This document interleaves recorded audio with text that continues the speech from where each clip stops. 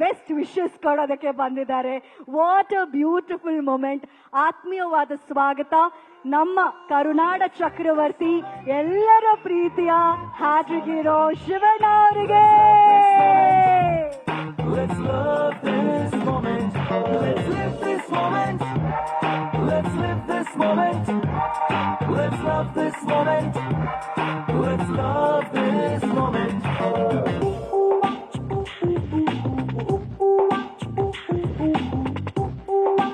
ಶಿವಣ್ಣ ಅವರು ಹಾಗೂ ರವಿ ಸರ್, ಆ ಎರಡು ಕಾಂಬಿನೇಷನ್ ಅಲ್ಲಿ ನೋಡೋದಕ್ಕೆ ಚಂದ.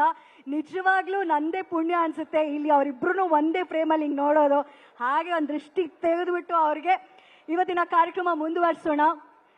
ಶಿವಣ್ಣ ಅವರು ಕಾರ್ಯಕ್ರಮಕ್ಕೆ ಬರ್ತೀನಿ ಅಂತ ಹೇಳೋದಕ್ಕೆ ಹಿಂದೆ ಒಂದು ಕತೆ ಇದೆ.